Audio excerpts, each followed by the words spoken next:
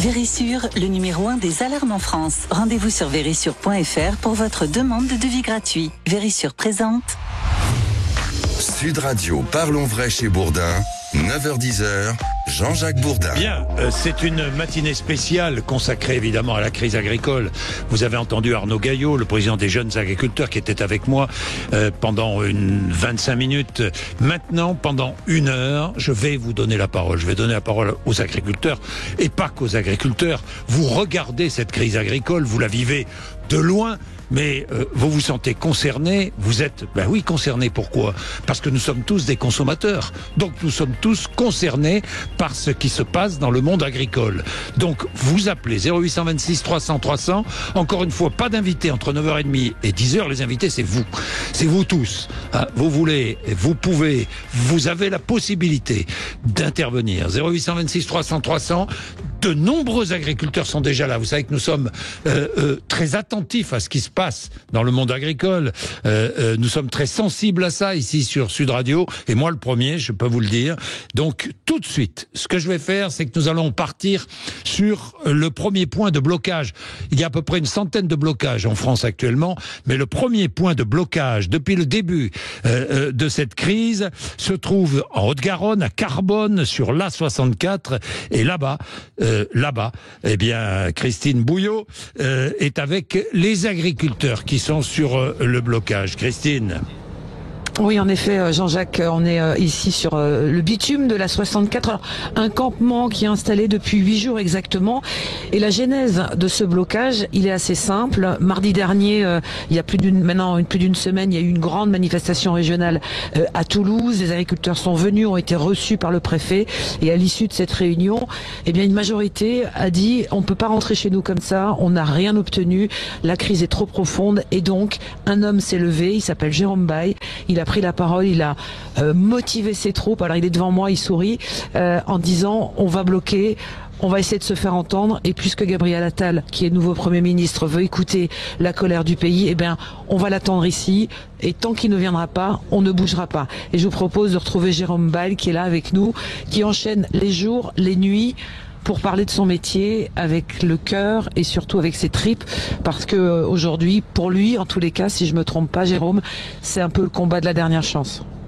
Ah ben oui, bien sûr, c'est notre dernière chance. On le voit, 2 agriculteurs par jour se suicident en France, donc c'est dramatique.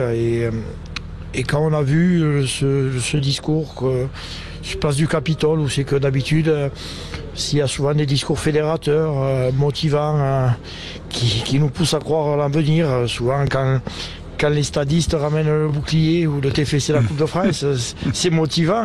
Et là, on a eu un discours, on aurait dit un hommage national où tout le monde était en berne, la colère montait chez les gens, ils parlaient de tout casser. Et quand j'ai pris la parole, j'ai dit maintenant on y va. Maintenant, on a utilisé des mots simples, des mots forts, comme on dit dans un vestiaire à 14h55 quand on gagne un match.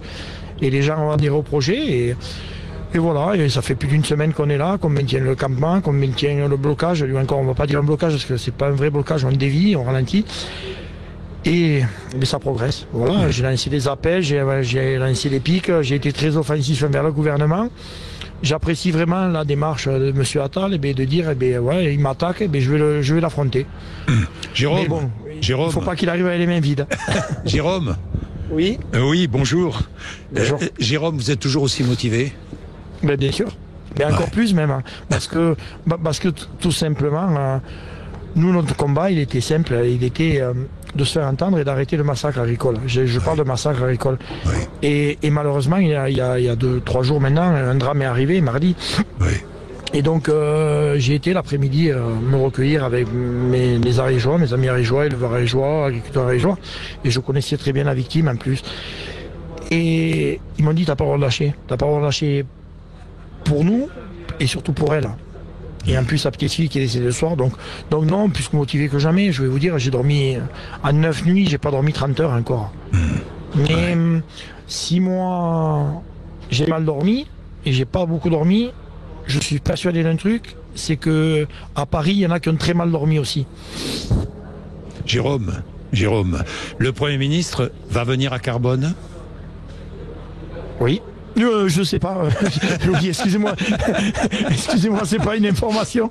Non, je regardais un copain qui me faisait signe. Non, non, du tout. Il est possible, Jérôme, qu'il vienne à Carbone, non? Eh bien, je vais être honnête avec vous, j'espérerais. Vous savez, la une d'un journal un soir, sur un journal télévisé, je ne citerai pas, il y avait marqué, il y avait la tête de M. Gabriel Attal d'un côté et ma tête de l'autre côté, et il y avait marqué en dessous, le match commence entre le chef du gouvernement, Gabriel Attal, et le leader de la révolte agricole, Jérôme Bail. Donc quand on joue un match, eh bien, des fois il faut s'affronter, mais il faut s'affronter de près, parce que quand on s'évite trop, au bout d'un moment, exactement. Ça se passe pas bien. Il faut venir au cœur de la mêlée. Et le Premier ministre a tout intérêt à venir au cœur de la mêlée. Et il n'a pas intérêt à venir sans rien. N'est-ce pas? Ah mais Jérôme. Bien sûr, moi qu'on soit clair, la venue du Premier ministre chez nous, c'est pas une finalité. Non. Nous, s'il vient avec des mesures concrètes sur ce que j'ai demandé, nous on en a demandé 3 nationalement. On jouera les grands garçons, mais si eux assument, et nous on assumera, demain matin, ce soir on fera une grosse fiesta, parce que ça veut dire qu'on aura gagné le match. On nettoiera l'autoroute, parce que moi je veux que la DIRSO et tout ça, personne ne prenne la responsabilité, c'est nous qui le ferons. C'est nous qui avons, on va dire, envahi l'autoroute, donc on sortira. Moi je veux sortir digne de ce combat. Mais si on veut sortir digne, il faut sortir avec une victoire, et en plus avec des honneurs. Vous entendez la petite musique qui court à Paris de certains qui sur les réseaux sociaux disent bah oui, les agriculteurs sont protégés par les pouvoirs publics, ils manifestent, aucun CRS n'est en vue, on les aide même à aller sur les points de manifestation. Vous l'entendez cette petite musique? Non, vous savez, j'écoute pas de musique en ce moment. Oui, vous avez raison. Et encore moins la musique parisienne. Oui, vous avez bien raison. Vous savez, moi, au pied de mes montagnes, nous, on écoute plus les chansons traditionnelles que la chanson parisienne. Non, mais bien sûr qu'on a... Mais je l'ai dit tout à l'heure sur notre émission, dans la vie, pour être respecté, il faut être respectable. Oui. Et nous, on a fait 0 dégradation. On a tout mis en œuvre, bien sûr, on a créé des ralentissements, bien sûr. Mais nous, on n'a rien cassé. On n'a rien cassé, au contraire, on a nettoyé tous les plastiques, on jeté les usagers. Il y a eu quelques excès, la pendaison, l'éventration d'un sanglier devant l'inspection du travaillage, par exemple, ou un McDo, du fumier dans un McDo. McDo, c'est une bêtise, parce que je défends pas McDo particulièrement, mais 100% de viande bovine française.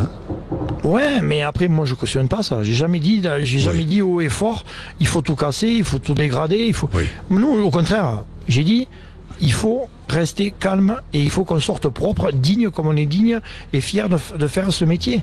Nous, au contraire, on a vraiment rien cassé et on a gagné le match là, je pense. Parce que alors, je vais vous dire, ça vous fera peut-être pas plaisir. La dernière fois que j'étais en direct avec vous, vous m'annoncez un sondage record, 98% de la population suivait notre mouvement. Était d'accord avec notre mouvement. L'après-midi, c'était samedi, j'avais rendez-vous avec monsieur le préfet et il m'a dit, vous avez toute l'opinion publique contre vous.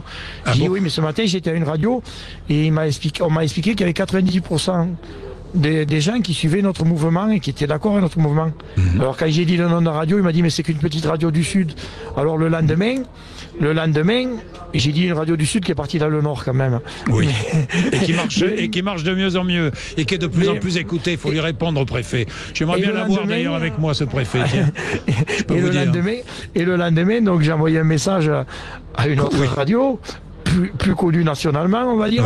Et on est sorti à 92%. Alors je me suis permis de faire remonter un petit message au préfet. J'ai dit, vous voyez bien, même les grandes radios parisiennes nous soutiennent à 92%. Donc voilà, c'est pour la petite histoire.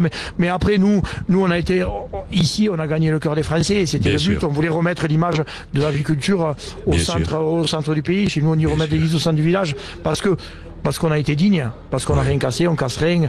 Au contraire, on a ouvert notre monde. Voilà. Dites-moi, Jérôme, je vais vous laisser après parce que vous avez autre chose à faire, j'imagine. Mais dites-moi, il est quand même invraisemblable que quand on est agriculteur, on a droit à des aides, évidemment, des aides à l'installation, ou les aides de la PAC, ou des indemnisations, et que l'État mette un an pour verser cet argent, par exemple. Je prends juste cet exemple. Ben, je vais vous parler de mon problème personnel. Moi, il fallait que je remplisse mon dossier PAC donc, avant le 15 mai. Je l'ai rempli le 11, donc je suis dans les délais. Et bien l'administration a pris du retard. Ils n'ont pas instruit mon dossier avant le 24 novembre. Comme ils avaient trop de retard, et bien j'ai retouché aucune prime PAC. Il me faut attendre un an de plus. Mais par contre, eux ont et le le banquier n'attend pas. Et le banquier n'attend pas. Voilà. Et donc c'est pour ça que je me suis retourné vers... peut-être un peu avec la popularité que j'ai gagnée, mais j'ai fait un appel à des avocats. Il y a des avocats qui planchent sur le sujet. Et peut-être qu'on attaquera l'État et on se retournera contre l'État pour qu'il prenne en charge. Vous êtes prêt à attaquer l'État? Oui. Oui. Mais bien sûr. Oui. Mais quand je vois des sans-papiers qui les attaquent, ou des gens qui sont en obligation de quitter le territoire français qui attaquent l'État et qui arrivent à gagner, pourquoi nous, les agriculteurs français qui payons des impôts et qui faisons vivre le pays, on n'aurait pas le droit d'essayer? Oui. Vous savez, quand on a lancé le mouvement, nous, on n'était pas sûr d'y arriver. Mais comme j'ai dit, si on n'essaye pas, on ne le saura pas. Ben oui. Voilà, donc on va essayer. Les cartes du jeu sont redistribuées, je l'ai dit à M. Attal l'autre matin. Je lui ai dit maintenant, ça fait trop d'années que l'État et le gouvernement nous font souffrir avec des règles, des sur-règles et des règles qui ne tiennent pas debout. Parce que l'agriculture, ça s'apprend sur le terrain, ça ne s'apprend pas dans les livres. Donc j'ai dit maintenant, on a la population avec nous. Donc ce qu'on va faire, c'est on va redistribuer les cartes. Et vous allez nous écouter un peu plus. Ça, vous avez raison. Mais Jérôme Bayle, dernière question. Il y a aussi un problème de considération. Vous sentez que ces derniers temps, l'agriculteur est déconsidéré? Mais oui, mais ça on le sait très bien. Mais est-ce que c'est pas à nous aussi de montrer notre image? Oui. Je le dis clairement, on est nul dans la communication. Ouais. On n'a personne qui est capable d'aller sur un plateau télé pour parler, défendre les agriculteurs, ceux d'en bas. Et moi, ici, vous savez, quand on a monté le blocage, quand le blocage est parti, ou l'envahissement de l'autoroute a démarré, on va dire, personne n'avait parlé à une télé. Je vais être peut-être le seul à avoir parlé à déjà une télé. Et j'ai été le porte-parole, ou à une radio, ou à autre, ou à des reporters, on va dire. Ouais. Et je leur ai dit, parlez, prenez le micro, parlez. Oui. Peut-être vous ne parlerez pas avec les bons mots. Moi, franchement, j'ai un vocabulaire qui est très restreint, mais par contre, je parle vrai. Et autant je suis capable de verser des larmes, comme autant je suis capable de crier. Mais les larmes que je verse moi, c'est des larmes sincères, c'est pas des larmes de crocodile comme le font tous les politiques. Merci Jérôme Bayle. Merci, on vous retrouvera évidemment. Merci beaucoup Jérôme pour cette intervention. Vous allez réagir 0826 300 300. Vous n'hésitez pas, la petite radio qui grimpe, qui monte. Nous allons faire savoir au préfet de Haute-Garonne que la petite radio existe. Qui nous écoute, le préfet de Haute-Garonne. 9h19, vous êtes sur Sud Radio, à tout de suite. Vérissure, le numéro 1 des alarmes en France. Rendez-vous sur vérissure.fr pour votre demande de devis gratuit. Vérissure présente. Sud Radio, parlons vrai chez Bourdin, 9h-10h, Jean-Jacques Bourdin. Merci d'être avec nous sur l'antenne de Sud Radio. Je rappelle que pour écouter Sud Radio, ce n'est pas compliqué. L'appli Sud Radio, vous chargez sur vos smartphones et vous écoutez Sud Radio. Si vous n'avez pas de fréquence. À propos de fréquence, lundi 29, nous ouvrons une nouvelle fréquence dans la région lyonnaise, 105.8 Sud Radio, pour écouter Sud Radio dans toute la région lyonnaise. 105.8 à partir de lundi. Bien, retrouvons nos agriculteurs. Encore une fois, vous appelez 0800. Si vous n'êtes pas agriculteur, est-ce que vous soutenez ou pas? Vous avez entendu le président des jeunes agriculteurs ce matin qui disait « Non, on veut pas de la CGT. On veut personne d'autre. Nous, c'est notre problème. » Que personne ne vienne se mêler de ce qui nous arrive. Nous nous défendons.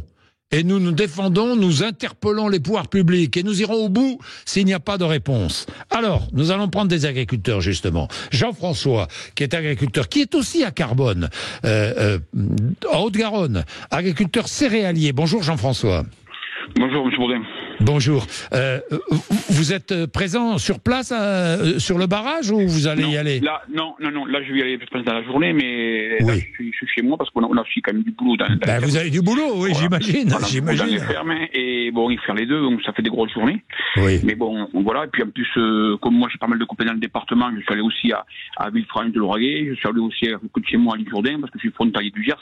Oui. Je suis allé aussi à L'Isle-Jourdain, et puis voilà, quoi. Mais bon, oui. Le but c'est qu'il y ait du monde dans tous les barrages, quoi. Évidemment. Là, vous attendez de pied ferme le Premier ministre. Oui, Saint-Gabriel. On n'est pas loin de lourd ici, monsieur Bourdin. Mais vous voulez que je vous dise, Jean-François, en vous écoutant tous, j'aimerais travailler avec vous sur les barrages. Je vous le dis tout de suite parce que je connais l'ambiance des agriculteurs. On va vous recevoir et vous allez voir, les agriculteurs, il n'y a pas de manière. Mais par contre, mais je sais. On mange bien. On mange bien et on a des choses à dire. Et j'y pensais. Il est 9h24, mais même à 9h24, un casse-croûte là, c'est pas mal. Dites-moi, non, Jean-François, Saint-Gabriel, Gabriel Attal, il a tout intérêt, le gouvernement a tout intérêt à venir avec des propositions fermes et concrètes. Oui. Ça, c'est en théorie. En pratique, est-ce qu'il va le faire sur tout le monde ? Ça, je sais pas. Moi, je vais vous dire, j'y crois moyennement. Parce que tous les ministres, qu'on le veuille ou pas, suivent le cahier des charges de M. Macron. Voilà. Oui. Et suivent la ligne de route de M. Macron. M. Macron, il y a 7 ans qu'il est là. Il n'y a pas 3 jours, il y a 7 ans qu'il est là. Il y a 3 ans de ça, vous m'aviez à l'époque, vous m'aviez interviewé, parce que j'avais dit comme ça, comme la PAC, plusieurs agriculteurs avaient dit, la PAC 2023-2024, c'est une catastrophe. Bon, il le savait. Il a bougé ? Non, il n'a pas bougé. Voilà. Donc, aujourd'hui, il y a le pays qui est bloqué. D'accord ? Il y a, on va dire, pas la révolution, mais enfin, ça commence à être chaud partout. Oui. Il est où, M. Macron ? Il est en Inde pour fêter l'indépendance. Est-ce que vous croyez que sa place est en Inde ou elle est en France ? Voilà. Bon, moi je veux bien. Mais enfin, on va voir ce qu'il va nous annoncer. Bon, il faut pas concrètement, avant l'heure. Jean-François, concrètement, j'en parlais là il y a un instant avec Jérôme Bail, j'en parlais ce matin avec d'autres. Il est invraisemblable que ce que vous doit l'État ne vous le paie pas. Alors ça me hérisse au plus haut point. Mais je vais vous dire mieux que ça, parce qu'on va faire un peu historique. Oui. La PAC. Oui. Les agriculteurs, on n'en voulait pas. Ils nous y ont forcé. Bon, on parle de primes. Non. C'est pas des primes. Non. C'était transformé en primes. C'est des aides compensatoires. Oui. Vous avez raison. Des aides compensatoires. Oui. Voilà. Bon, donc, quand vos aides compensatoires, on va dire la prime PAC arrive, tout le monde a l'impression que cet argent, il rentre dans notre compte. Oui. Bon, une fois que vous avez payé les cotisations sociales, la MSA, parce qu'ils ne font pas de cadeau. Oui. Vous avez payé le banquier qui, quand il voit que vous êtes dans une situation compliquée, vous avez les taux d'intérêt qui augmentent. Oui. Quand vous avez payé ce qu'on appelle la TFNB, c'est la taxe sur le foncier non bâti. Oui. D'accord ? Quand vous avez payé la coopérative, tout le monde, il vous reste quoi ? Ben oui.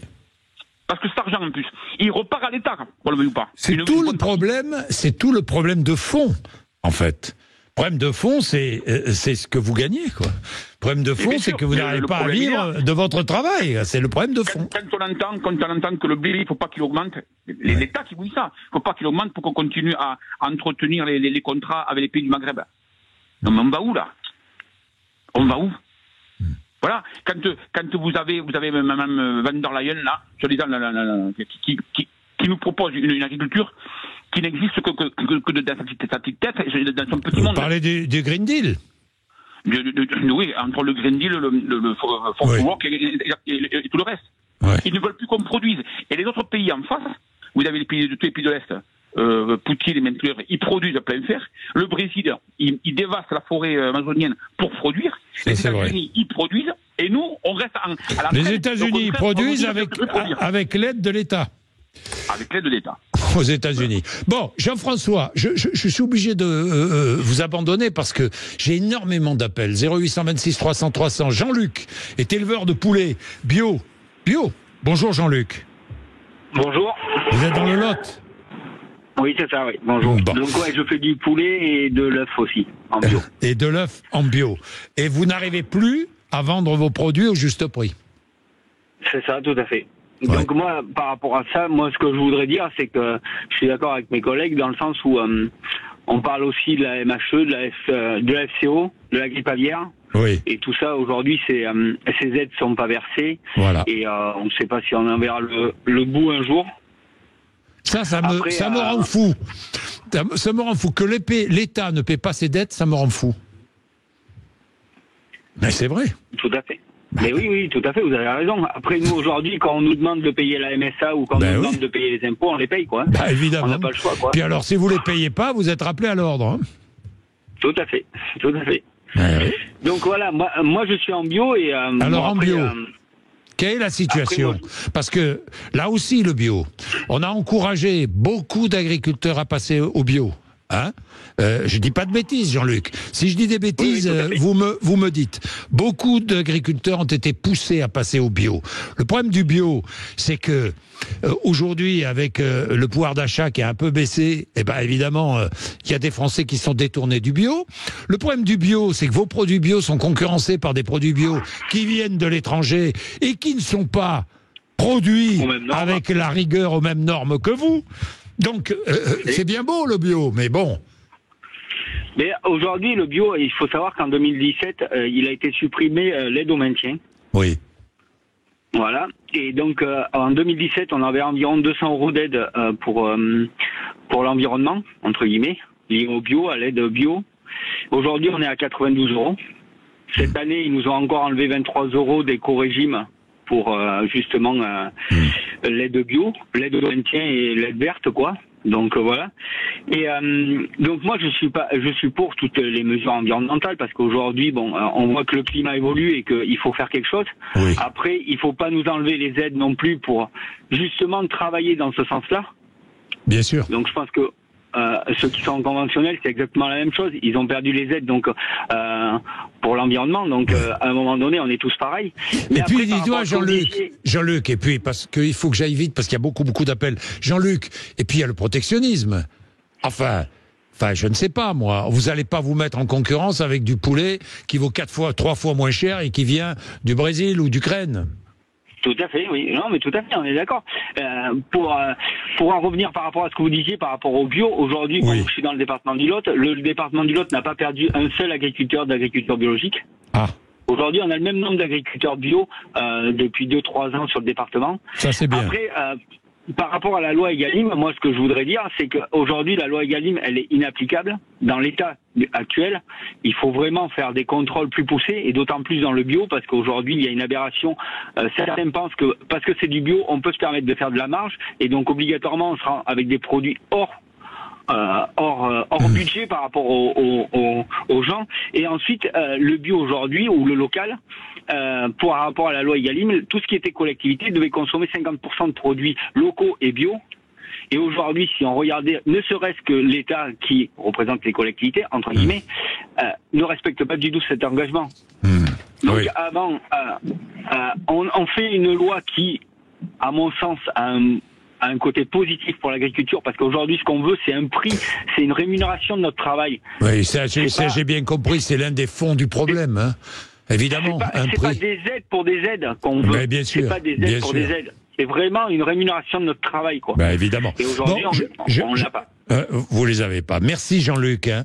Je vous interromps parce que je vais faire de la pub. J'ai Christian qui appelle, j'ai Alain qui est dans le Lot-et-Garonne. Le Lot-et-Garonne qui est le département où la contestation est la plus forte.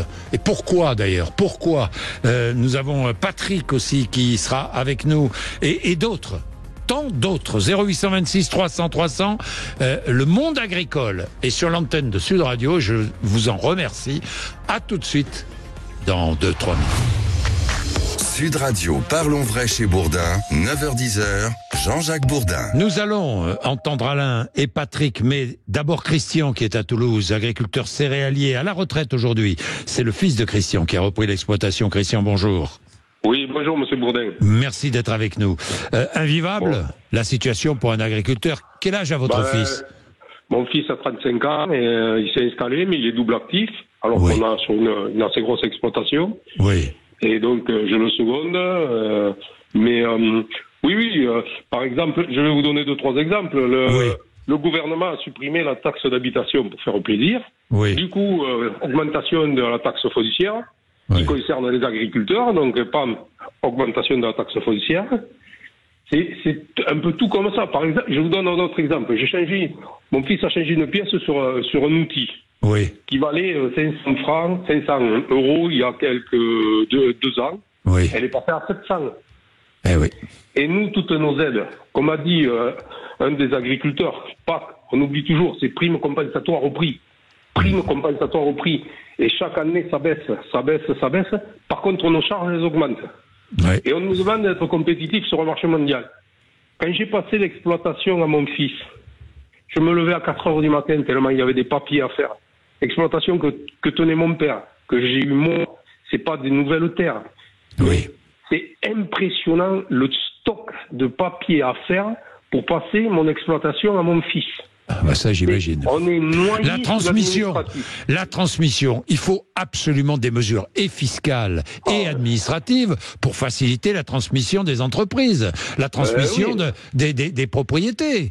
Et agricoles, évidemment. Je vous donne un exemple. J'avais des fermages que travaillait mon père, de la location de terre. Oui. Une parcelle de terre qui est au milieu des champs, qui fait 6000 mètres carrés. En agriculture, 6000 mètres carrés, en céréalier, c'est rien du tout. Oui. Quand je l'ai donné à mon fils, il fallait que je fasse signer le propriétaire. Sauf qu'ils sont en indivision. Ils sont 6 sur la France. Il me fallait les 6 signatures sur 3 ou 4 documents. Ah oui, non mais... des terres que l'on travaillait depuis, je vous dis, mon père les travaillait. C'est infernal. Mais tout ça, ça nous plombe, et toujours des charges de plus. Je vous donne un autre exemple. On a eu des coulées de boue au printemps. Oui. Le fossé, il est toujours bouché. On n'a pas encore l'autorisation par la DDT de rouvrir le fossé. Mais ce matin, j'avais le président des jeunes agriculteurs qui racontait que dans le Pas-de-Calais, il y a eu des inondations. Le président de la République est allé sur place. Il a dit il faut absolument, dans l'immédiat, curer les fossés. Bon. Il a dit il faut curer les fossés. Il a donné l'ordre. Eh bien, le préfet voulait curer les fossés. Immédiatement, l'OFB est intervenu, l'Office français de la biodiversité, en disant non, on ne touche pas aux fossés. C'est ça. Voilà la France. Voilà la France. Et si vous touchez le fossé avant d'avoir l'autorisation, vous pouvez prendre une grosse amende. Ah, et vous avez une grosse amende. Voilà. Eh ben voilà. Je vous dis, moi, c'est depuis le printemps et le fossé est toujours bouché. Il y a l'appel mécanique à côté du fossé. On attend la réponse. Voilà. Et ils vont refaire une visite maintenant, alors qu'elle avait déjà été faite. Et voilà. Et on refait une visite. Et tout ça, ça coûte de l'argent et du temps. Tout ça. Et si jamais il pleut à nouveau, ou si jamais, c'est la catastrophe. Bon, merci Christian, merci. Dans tous les cas, vous êtes en très nombreux. On continue avec Alain, secrétaire de la FDSEA du Lot-et-Garonne. Bonjour Alain. Bonjour. Bonjour. J'entends du monde derrière vous, Alain. On a le soutien des routiers ici. On a le soutien des routiers aussi. Donc voilà. Ben oui, j'entends les routiers. Je les salue d'ailleurs, parce que vous savez combien, là aussi, on a eu des manifestations de routiers. Et j'en ai eu tellement, j'ai tellement dialogué avec les routiers et tellement soutenu aussi leur colère parfois. Alain, vous participez au blocage. Vous êtes à Marmande. Je disais le Lot-et-Garonne, c'est un département qui est en pointe dans cette contestation. Pourquoi, selon vous? Mais de toute façon, la crise, elle a démarré de Toulouse. Hein, oui. Du sud-ouest, oui. Voilà, et du sud-ouest, parce qu'on est des régions intermédiaires. Et donc on a des rendements un peu plus faibles que dans le nord. Oui. Et donc automatiquement, l'écart est beaucoup moindre et on est vite en perte, quoi. Oui, voilà. Oui. Donc c'est pour ça, hein. Et donc si vous regardez la carte, ça a démarré dans le sud et c'est monté, ça fait crescendo en montant, quoi. Et maintenant c'est national. Vous participez au blocage à Marmande. J'entends les routiers là qui vous soutiennent.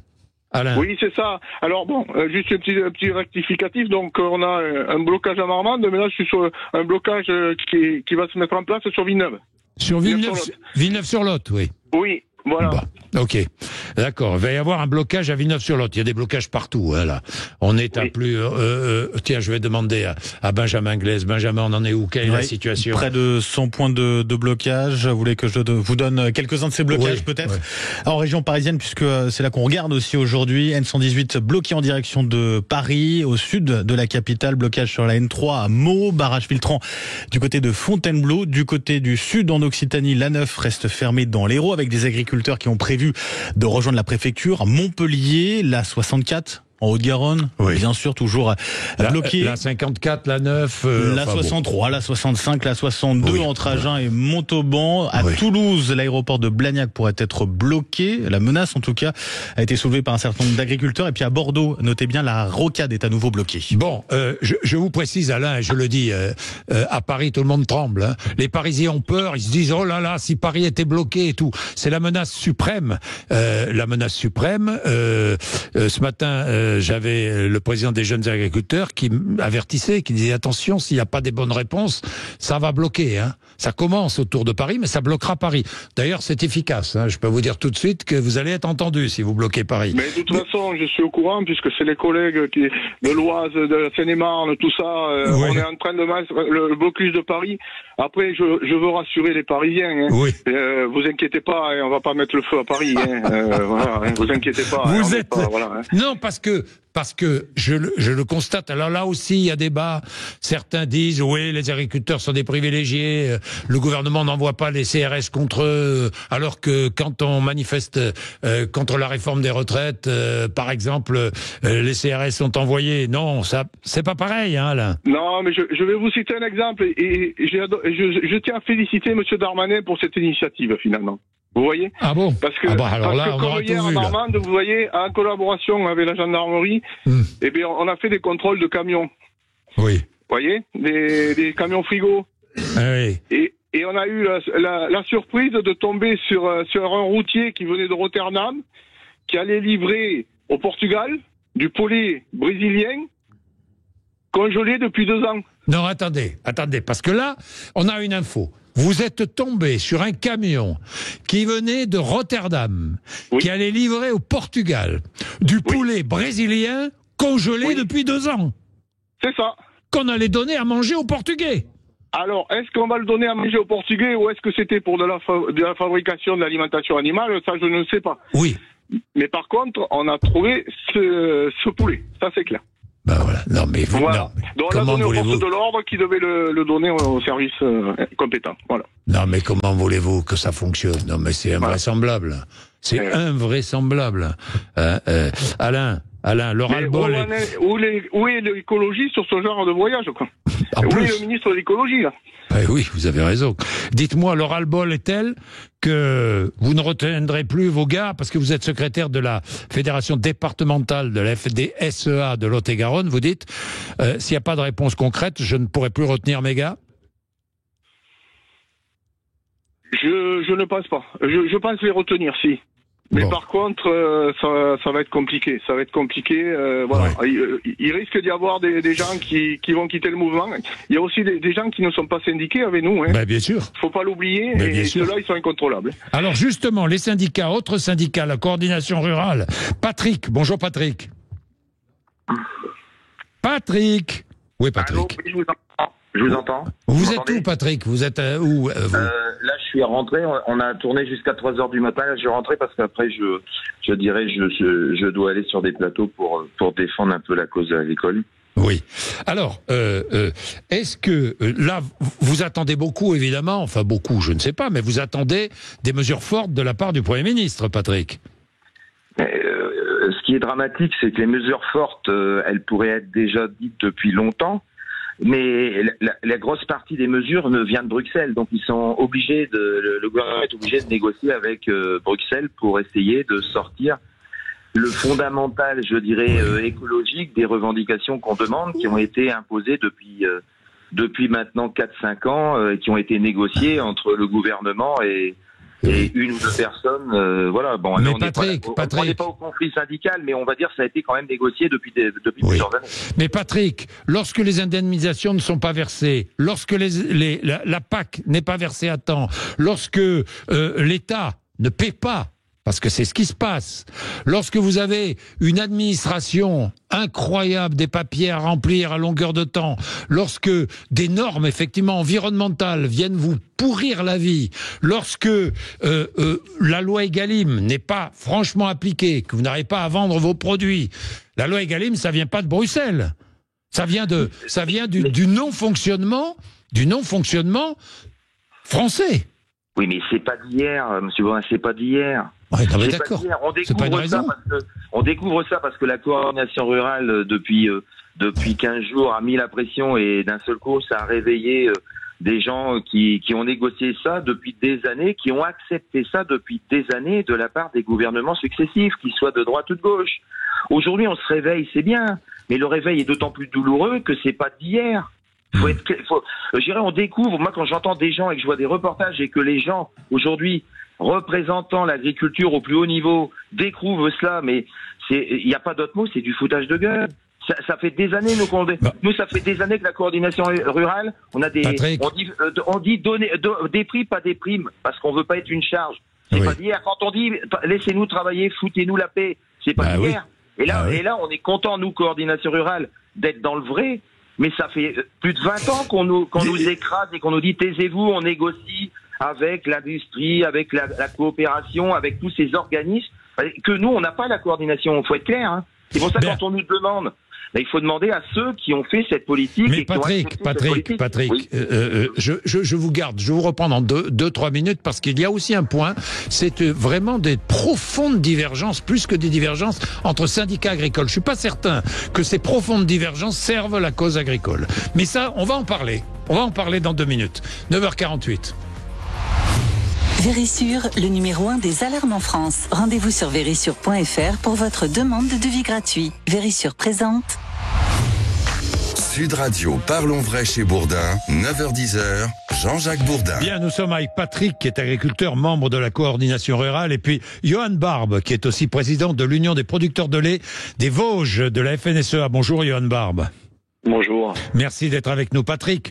Je vous entendais et je disais juste avant la pub, peut-être que ça vous a fait sursauter, mais je disais pourquoi est-ce que tous les syndicats agricoles sont si divisés? La cause agricole ne mérite-t-elle pas aujourd'hui une forte union syndicale?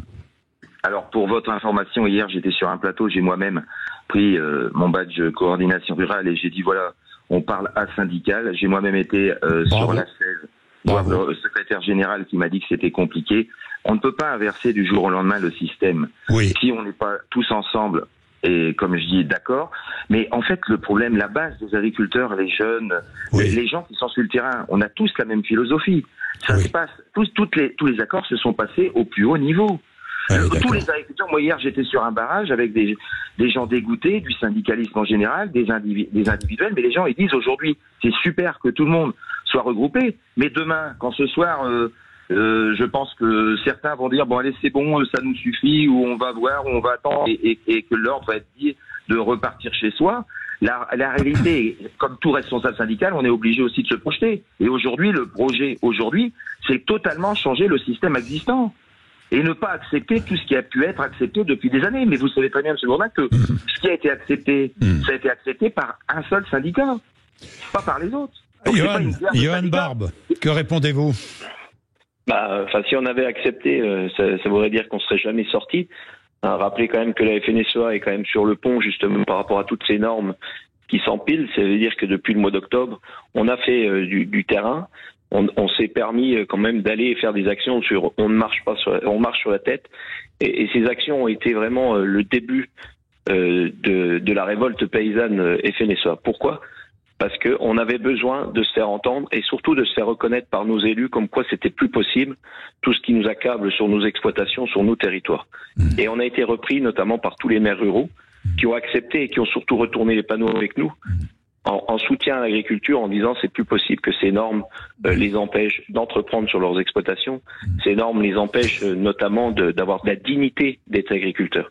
C'est ça qu'on a dénoncé depuis le mois d'octobre.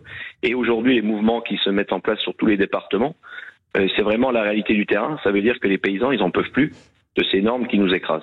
Johan, les actions risquent de s'amplifier. Vous dites, je ne vois pas le Premier ministre nous annoncer d'annonces suffisantes. Ce soir, on attend des annonces ce soir, c'est sûr, mais je ne vois pas un Premier ministre changer le braquet qui est en cours depuis des années, notamment sur toute la partie européenne où on a des grosses demandes. Donc il nous faut vraiment des annonces. Le blocage restera. Je pense que les blocages seront peut-être levés partiellement ce week-end, mais en aucun cas nous lâcherons la pression. Aujourd'hui, on a un réseau qui est structuré On entend des présidents de FDSEA qui sont prêts à tenir leur taupe et surtout à les contenir pour que ça déborde. C'est ça qui est important, c'est qu'on doit tenir sur la longueur sans déborder. C'est le plus dur sur les barrages, mais la réalité, c'est ce qui fera notre force si on est propre et surtout si la population reste avec nous. Patrick, vous êtes d'accord avec ça? Pas de débordement? Là, dans l'état où on est, je suis totalement à 100% d'accord avec les gens de terrain de la FDSEA et des JA. Totalement d'accord. Et nous-mêmes qui avons été à Bruxelles, on a prévu une très très grosse manifestation le 4 juin à Bruxelles, juste avant les élections, pour justement montrer que les ordres viennent de là-haut et que l'État français aujourd'hui n'est à 80% qu'un exécutant du système de Bruxelles. Bien, merci à tous les deux. Merci à tous les deux, Patrick et Johan. Merci à toutes celles et ceux qui sont intervenus, surtout des hommes. Hein. J'aimerais bien entendre des agricultrices femmes intervenir. J'aimerais beaucoup, j'en vois peu, malheureusement. Hein. Il y en a une qui a payé de sa vie sur un barrage, son soutien à la cause agricole. Mais j'aimerais entendre. Nous continuerons évidemment. Vous êtes sur Sud Radio, vous ne raterez rien. Ici, c'est une radio qui vous écoute, qui vous donne la parole sans juger. Voilà, merci d'avoir été avec nous. Dans un instant, nous serons avec... oui. Valérie Expert, Gilles Gonzalez, oui. Sud Radio Média. Et qui vont recevoir qui? Le professeur Laurent Carilla pour parler de nos petites et grandes addictions. Bon, petites et grandes addictions. On va changer là de sujet. 9h56, merci. Vous êtes sur Sud Radio. Merci. Sud Radio, parlons vrai chez Bourdin, 9h10, Jean-Jacques Bourdin. Avec Vérissure, le numéro 1 des alarmes en France. Rendez-vous sur vérissure.fr pour votre demande de devis gratuit.